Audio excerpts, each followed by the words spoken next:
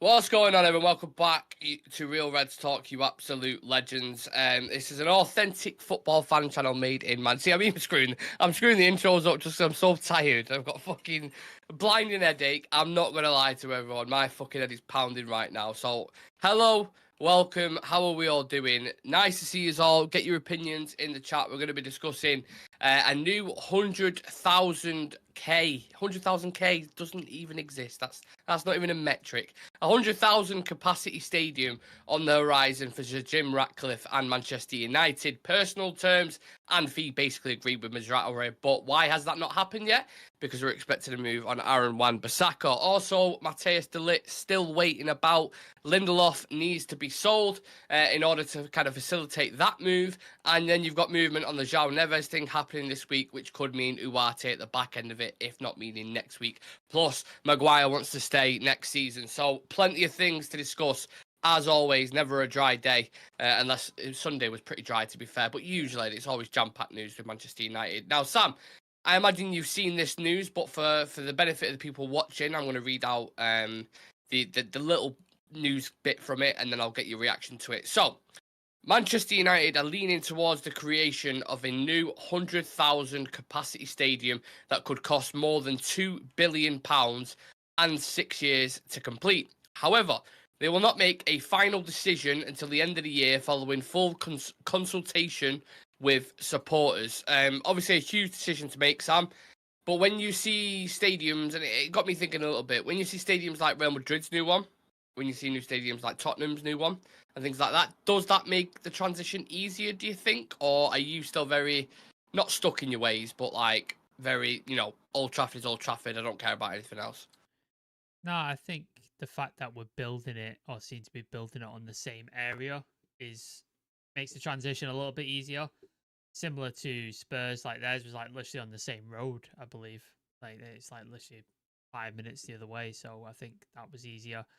Obviously, with Madrid, it was on the same spot, so I think again stuff like that makes it easier. Had we been moving to another area, Manchester, I think maybe there'd been a bit more opposition. I think Andy Mitten, who I respect very highly, he put a poll out on his thing about people like redevelop or a brand new one, and it was like a 50-50 split, and it was like 30,000 people voted on it or something. Oh, wow. So fair enough, like big poll of people. So yeah, it seems 50-50 on a lot of people. I think a lot of legacy fans are probably want to stay at Old Trafford because of the history and the sort of things they've seen there. And then I suppose like a lot of new fans who maybe not experienced Old Trafford as much as they probably should have done because the ticket prices are probably like, oh, if it's 100,000, I've got a better chance of getting a ticket. I've got a better chance of staying a game, that kind of stuff. And then on the other side of it, obviously, if you've been to Old Trafford, like we have, the facilities are dog shit. They're fucking terrible. The piss everywhere. The food's terrible. You can't. I'm 6 foot tall and I barely fit in a seat. God knows if you're any taller than me, then I don't know how you fit in a seat. Try being 6 foot wide, mate. It's even Yeah, fucking more so awkward.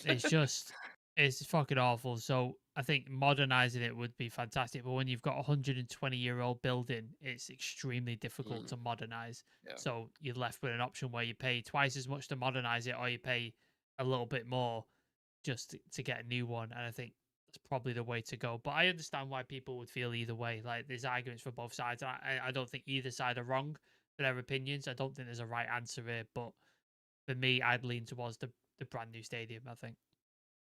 Obviously, they're doing it for financial reasons as Yeah. well.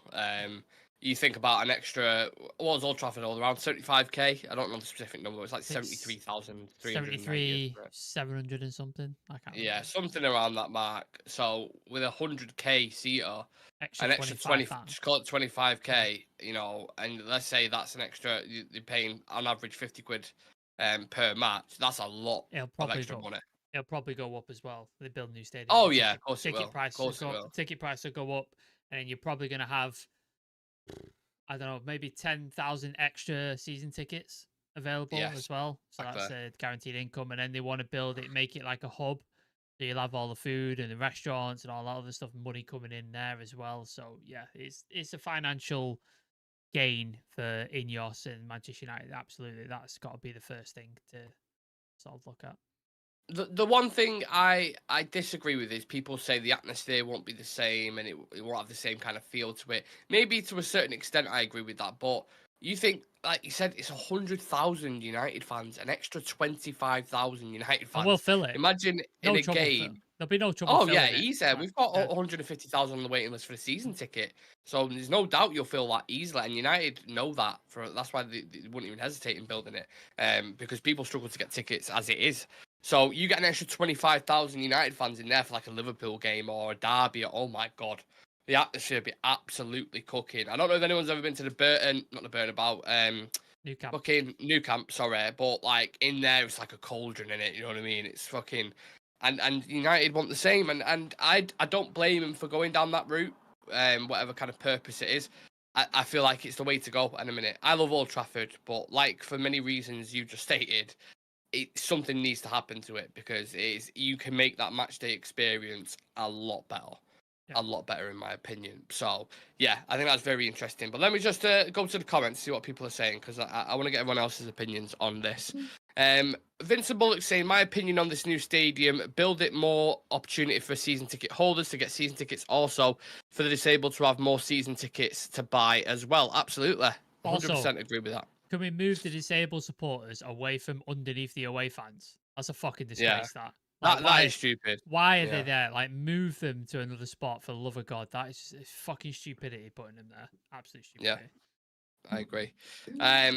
Rich is saying, I'll always have the memories of Old Trafford and we have to move on with the times. I agree. I get people who have that, you know, especially people maybe like yourself, Richard, who've been going for quite a while.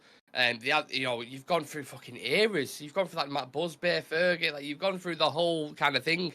So to move to a new one, there was a lot of West Ham fans against when they moved from Upton Park to the Olympic Stadium, and maybe some people say we should have stayed there or whatever. But I understand it. There's always going to be some concerns. There's always going to be some people who want to stay, and I'm not even putting people down for that. But it's all about opinion, isn't it? Spurs ones don't see, like Spurs fans. Like obviously, I know a Spurs fan in Dan. They don't seem to be that. Like they weren't that bothered because I think the stadium was so fantastic and so state of the art and so like impressive. I think they were pretty much like, yeah, this is great. And there wasn't much clamour for like, oh, why are we moving, blah, blah, blah, all this sort of stuff. They got in and they kind of just were accepted. Like you said, West Ham were upset about it, but Spurs seem to be quite happy with it. So I think if they do a good enough job and design a fantastic stadium and it's purpose-built, fan-built, and has everything like that, I think you probably settle a lot of people down. I think a lot of people would be all right with it. The one thing I do have a fear with, and I know it's going to happen, is increased ticket prices, increased pricing for food, that kind of stuff, and sort of pricing out younger fans and like fans on lower incomes and stuff like that. Especially in this climate as Exactly. well that we're in at the minute. And I think that's like you don't want the atmosphere of just a bunch of rich middle class wankers in there, do you? Like it's not the same. You want hardcore, proper old like United fans who this is their heaven. They go to their church every weekend. Like that's the kind of guys you want in there. And I hope they do some sort of thing where they have like discounted tickets for legacy fans who've been going for ages, or get like City do. They get kids in for like £5, £10, stuff like that. Yeah, Off some schemes like that. That'd be great. To get young fans coming to Old Trafford and stuff like that. That'd be fantastic. I'd love to see that. Yeah, I think ideas like that need to be incorporated. And they did kind of premise this with, you know, we're going to speak to the fans and there's going to be engagement. And you'd like to believe that because the way this Ineos era is going, they have shown that they're willing to, you know, Omar Brada's first day, didn't he write a letter to the fans? And then there was like a statement made from Dan Ashworth, I believe. Yeah, so their intent is there. But obviously it's a long-term project, and it's like 6 years. It'll be a while before we're even in there. And I just think in general, to kind of round this off from a revenue point and a business point, that's why they're doing it. Because if you look at the Euros, it's just let's just happen. Sorry, not the Euros. When are we hosting? Is it the Euros after the World Cup, right? Yeah, so in England, 2028, I think. Yeah, 2028, and Old Trafford weren't even listed like as one of the stadiums that's going to be for a club like United. That's the biggest club in the world. Shocking. Wasn't up to code. Wasn't up to standard. Like it didn't pass safety tests. It didn't pass like any of that sort of transport connections. By the way, that's another thing they need to sort out. Sort out the fucking. I know there's a train station disused behind. I think it's a Sir Bobby Charlton stand. Yeah, And they yeah. want to. I heard Andy Burnham saying they're going to renovate it and turn it into like a tram stop or a training thing, That'd be which good. would be fantastic because Mm. the two choices you've got is get off at Old Trafford cricket ground, and it's like Mm-hmm. about half a mile walk, or the other Bit of a thing is stomp. the wharf side, but it's so packed that you can't get off the Yeah, fucking tram after. I can't get on the yeah. tram half the time. So I just think we need to sort of figure that out as well. That would be handy. The one good thing for me now, Trafford Centre's just put a tram line in. Well, not just, but recently that goes to Warside that you're Yeah. alluding to. There's not many people on that side, but from town, it's Oh, it's fucking yeah, because abs- I'm Sale, so I go through town. I go through the town yeah. bit, so I just get absolutely stomped every single time. So it's just a pain in the ass. Mm. But I think you'll see a massive renovation around that whole area. Like, it's not just Old Trafford. I think if they build that new stadium there, they've probably got a 10-year plan where it's like that whole area around Keys, Wharfside, hugely, yeah, it'd be profitable for a lot of things. All you got in it, like all you've got is hotel football there. That's it. Yeah, There's yeah, in that nothing else specific there. area. Nothing I else mean, you there. could just chain it along until like Yeah, people could go to the Keys and then they can move to around that area and do like you could spend the whole day there. And yeah. effectively, that's what they want. Like, I know a lot of fans are from Manchester and they go there, but a lot of people who are visiting, tourists and things as well, like they want them to stay in that area and spend money in that area. So that's why they're both looking for public and private investment. How great From would what I've that? read. How great would that be if, like, inside Old Trafford, they had like concourses with big screen TVs and like a little bar Yeah, or a pub, absolutely. and then say United kick off at like 5:30. You go in there, you watch the 3 o'clock kickoffs, have a beer, Yeah, chill out, and then right 5:30, yeah, and you just wandered up to your seat. That'd be yeah, amazing. That'd be so yeah. fucking great. But like, it just don't exist at United anymore. Like, just not a No, thing. I don't know if you're the same as me. Me and my mate both do this when we go to a game. We're in and out there as quick Oh as we yeah, can.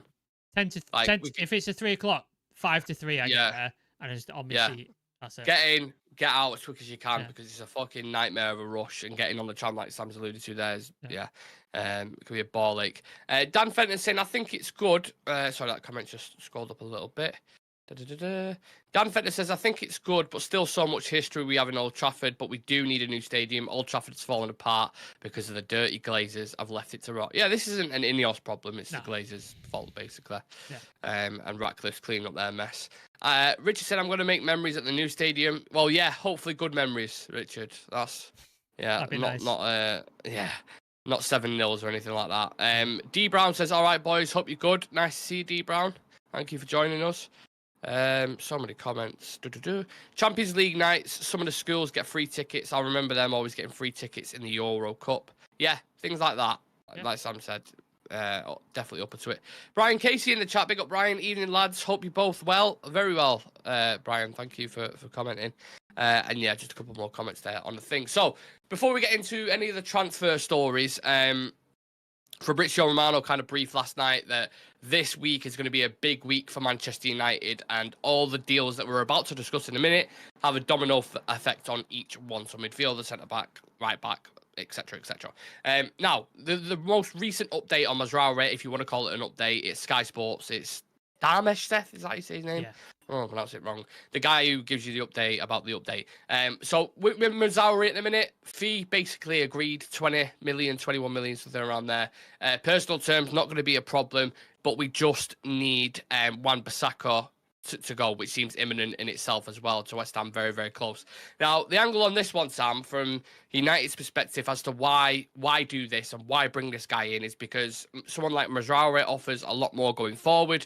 We want to, have that consistent high line, attacking, directional, transitional team, which doesn't suit Wan-Bissaka's game, does it? So when you think of it like that, do you start to open your brain? Because we were both kind of close to this idea, weren't we?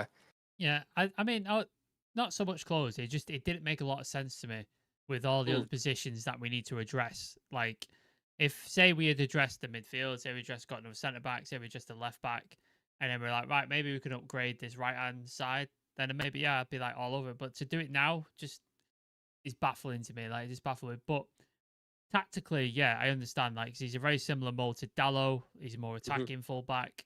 He's not poor defensively, but obviously, like, there's not a lot of people who can sort of measure up to Wan-Bissaka one-on-one defensively. Like, he's a unique enigma unto himself. So I think it's a bit tricky to find somebody who could do both of those things at the top level.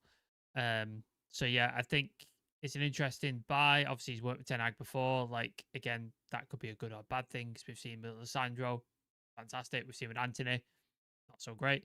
So I think, yeah, that's interesting. It's a cheap price. I think his wages are not that high, and it's an easy deal. He wants to come, buy and want to sell, and it's More easy. longevity as Yeah, well, and obviously Wan-Bissaka's got a year left on his deal, yeah. so And then you don't have to worry about that position for this season, and maybe next season you can sort of be like, okay, I can box it off for a bit, and then yeah. if a talent, say like a Yoro style talent, becomes available for right back, then you can go do that. But I think, yeah, if it gets done, it's fine, and it doesn't affect the budget in terms of like getting a defensive midfielder or getting another centre back, then fine, let's do the deal. But I think we could do a lot worse than keep hold of Wan-Bissaka, in my opinion. I've just seen a bit of breaking news. Xerxes just arrived at Carrington Oh, nice. pre-season, but he will not be joining the USA games. Apparently, he'll just be staying at Carrington. That's So, a shame. bit of a Well, disappointment, but yeah. yeah.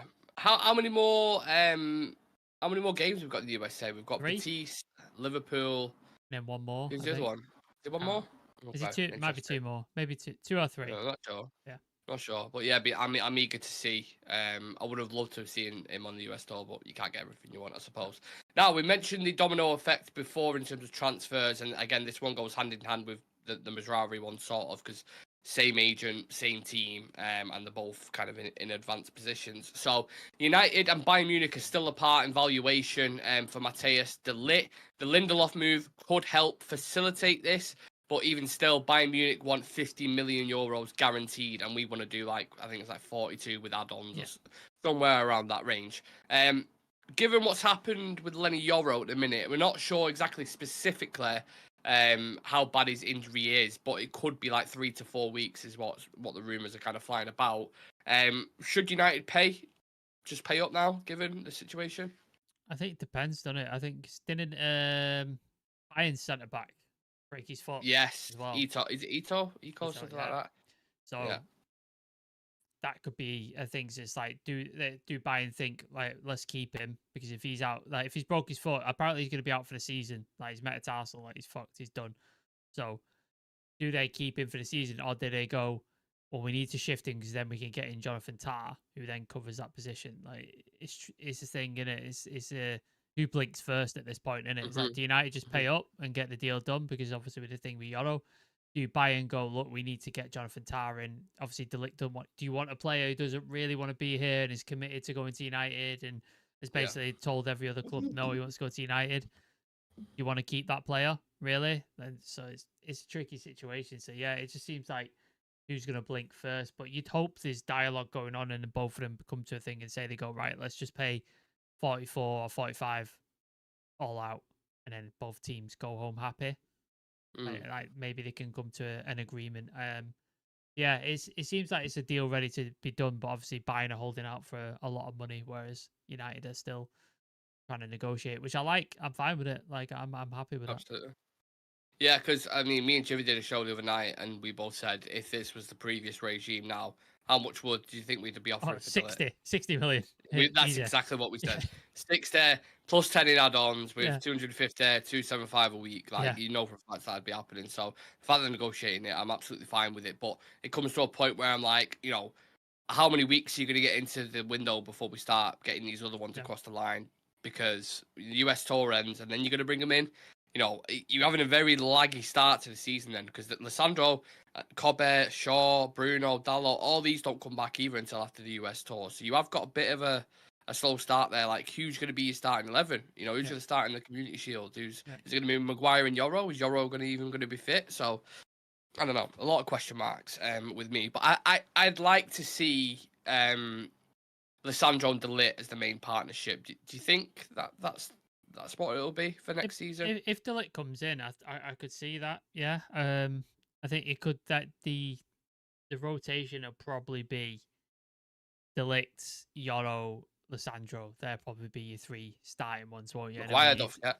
No, but then when you want to rest somebody, or you want to sort of say you're playing a lower opposition in the Europa League or in the Carabao Cup or something, you can bring a Maguire in, or you can bring Johnny Evans in, etc., and give them the night off. I think that'd be the idea of how you do that, because it looks like Lindelof is going, by all accounts. And then I think yeah, if you get Mazraoui in, I can't pronounce it. You're not the only one, mate. Okay. I can't. No idea. You get him in with Dallo. There's your 2 right backs, and then you've got Luke Shaw. Hopefully, I say. Last year, I don't know what's happening. And then I think they might promote Harry Amas because I've not seen any links to any left backs at all. And he did look good in the Arsenal game. So he looked really good. I think he may get a push up. 17 years old, 17, turned 17 like the other day. If you're good enough, you're old enough. Absolutely. So. Yeah, absolutely. But I think they've got a couple of youngsters. I mean, I don't know if you can get the things. We could do it towards the end of the show, but you see what I put in the chat about Collier before? Yeah, we'll try and get that on the screen towards the end because I thought that was really interesting. Some of what people have been saying about him, like big praise for such a young midfielder. Just the last thing on the centre-back partnership in Lissandro and De Ligt, if that is our kind of base going forward, I would say Onana, Lissandro and De Ligt. Would injuries not concern you a little bit with them too?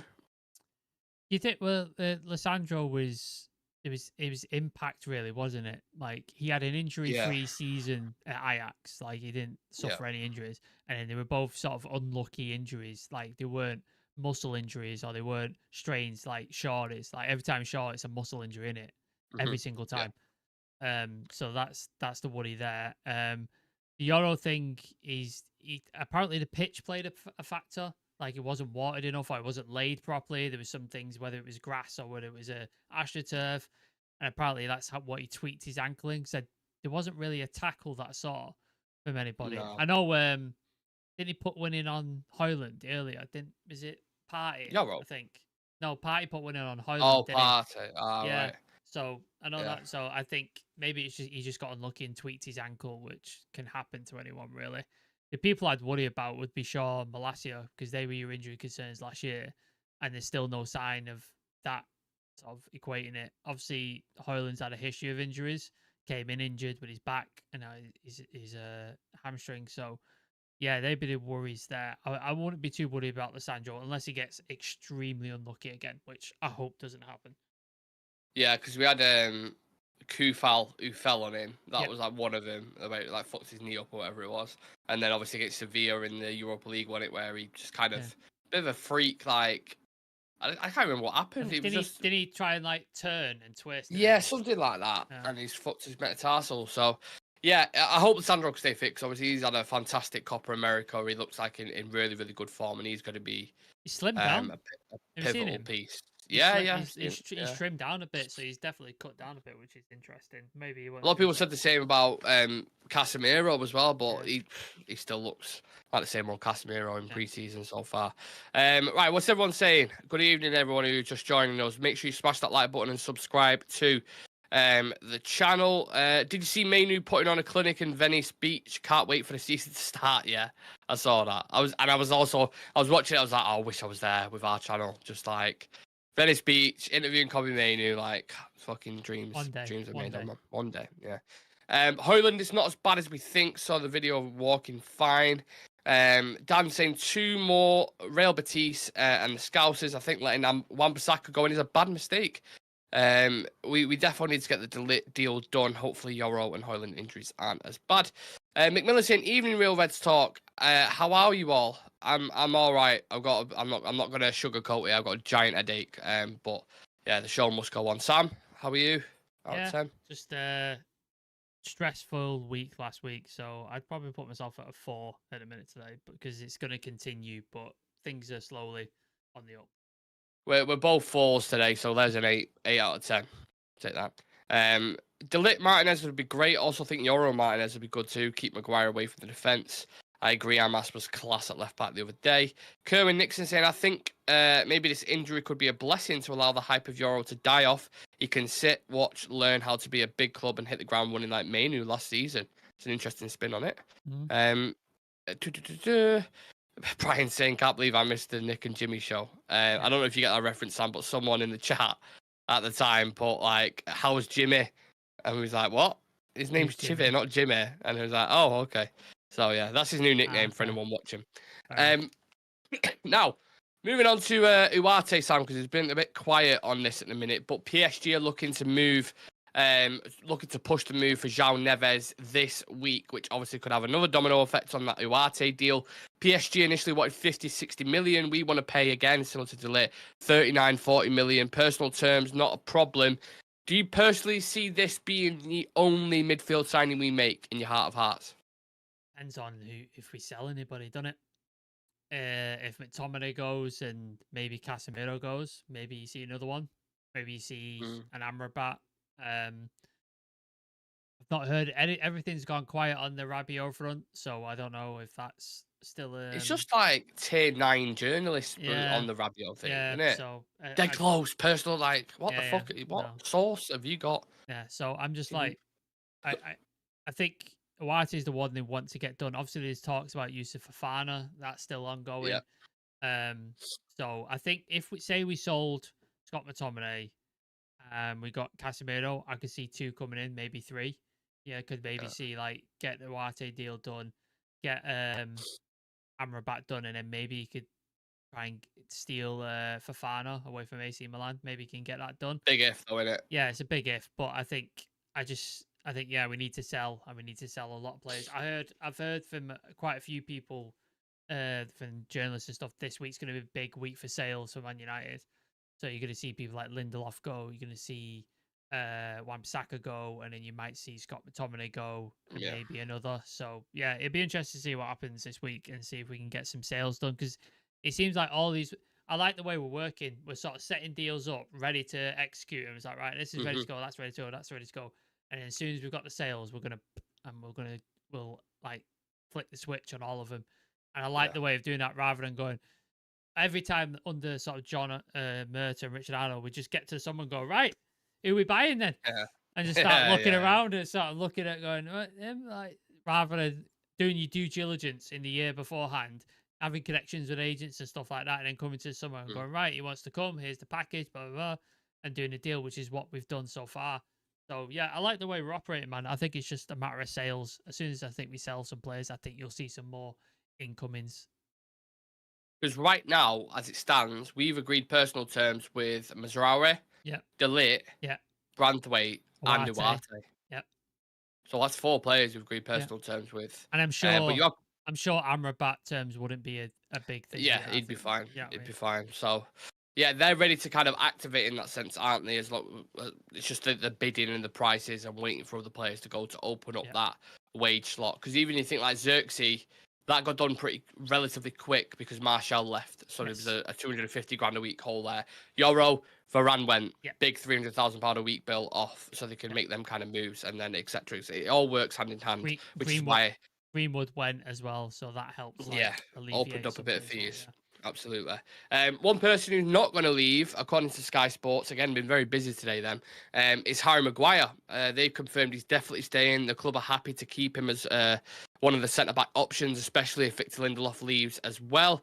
Are you happy for him to stay, Sam? Big old Harry? I think he had a decent season last season. I know there's a lot of people on our comments and on our Insta and YouTube who just like go on and just act like he's still the player that he was. No, when he had that terrible period where he was just fucking awful. And much like Onana, there's still people to this day who go, he's shit, he's fucking shit. And it's just like, well, he isn't, because we've seen it. He's played extremely well for the last half of the season, made some important saves, faced more shots than any goalkeeper, and was excellent for us. And I just think people are unwilling to change their minds about players. They're like, no, I've got a set opinion of this player, and this is the way he is. He's shit. So it's just, I think we could do a lot worse than keep him. I think he is one of our most valuable assets that we could sell. And I think it would be great if we could sell him, because I think you get a decent chunk of change for him and he'd get his wages off the books. I think that would be great. But obviously, if you want to keep him, then fair enough. But I think him and Scott McTominay and maybe Sancho, but obviously the wages play into a thing there. I think those two would be our most sellable assets and would do us the most benefit if we got them gone from the club. But it seems like he's staying. Yeah, he's another one as well whose contract runs out next year. Yeah. So we've got Wan-Bissaka contract runs out next year. Lindelof contract goes next year. Fucking Maguire next year.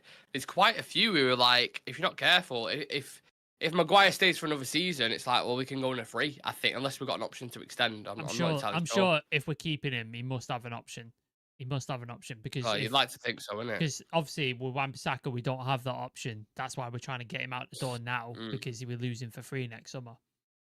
Yeah, I actually have a bit of sympathy for Maguire because I think, look, nobody should receive that amount of abuse, no matter how bad of a footballer you are at times or what kind of form that you're in. Everyone just went over the top with Maguire, in my opinion. You had where he missed Verdansk, the final under Ole, when we played in Europa League final. He missed that due to injury. You've had this season, he's stuck his neck on the line for us when we barely had any centre backs fit whatsoever. Played injured. Wasn't fit. Played injured. Wasn't available for the FA Cup final. Missed the Euros with England, which is obviously he's 30, 31 now. So he's getting on. And he's the ultimate professional. And he's always kept his head straight at United. And he could have easily deviated and gone on social media like other players have. But he's not. He's been a professional. So that's one side where I'm kind of, maybe it's warming or maybe it's like, yeah, empathy, whatever you want to call it. But I feel a bit sorry for him in that sense. I don't know about you. Yeah, no, I like him. He seems like a good lad. Ultimate professional, doesn't it? Comes to mind. That's the sort of thing I think of him. Gets his head down, doesn't complain, doesn't demand a transfer or anything like that. He's just happy to do what is asked of him. I think in this system we're trying to play, I think he's probably going to be the odd man out because I just don't think he fits into that. But if you need to shut a game down 10 minutes from the end and you just want to defend your box and any balls that come in and stuff, get their heads on it, stuff like that, and get rid of the ball, I think there's a lot worse players you could put in there. So I think he's an option. I don't think he should be our starting centre back, and I don't think he should be a second choice. But as an option, fine. I'm fine with that. But obviously, I would prefer we sell him because I think he's a sellable asset for us. Yeah, I think it's changed public perception on him because in comparison to 2-3 years ago, my God, the abuse he was getting was just completely outrageous. Yeah. But I think United fans would be more kind of laid back about the Maguire. If he was to stay, I don't think people would lose the rags about it. I think about, okay, online fans, you know. It's online fans. Like every time I've gone to Old Trafford and Maguire gets in, he gets one of the biggest cheers because the amount of shit he gets online from journalists, from supposed United fans on Twitter, which I don't believe because I don't think you've ever actually seen a full game. I think you've just seen clips. But he gets so much abuse. But if you go to the stadium, people back him. And he shows that because he'll go over every single time. He's one of the first guys to go and clap the crowd, even when we lose and stuff like that. He's a true professional. So I think if he goes, cool, good luck to him, and I wish him the best. But if he stays, I'm fine with it, man. Yeah, agreed on that one. I think that's a perfect place to leave it on a positive. Of course, if anything breaks today, tomorrow, whenever it is, we will go live because this week is gonna be busy for United, according to quite a few journalists. So yeah, we'll be active, or should be active. So turn on notification bell so you do not miss a thing. Subscribe to the channel. We're on 6,255 subs at the minute. We want to get to 6,300 as soon as possible. So if you are new to the channel, you enjoy football content, transfer rumours, members videos, all kind of stuff that we do on here, plus obviously lives every single day, then do hit that subscribe button. Thank you to everyone who's in the chat as always. We appreciate you guys for joining us. You are the third man of the show, very much so yeah, appreciate you guys. Drop us a follow on Insta, Twitter, Facebook, TikTok. We're absolutely everywhere. And we'll see you guys tomorrow if something doesn't break. See you in a bit.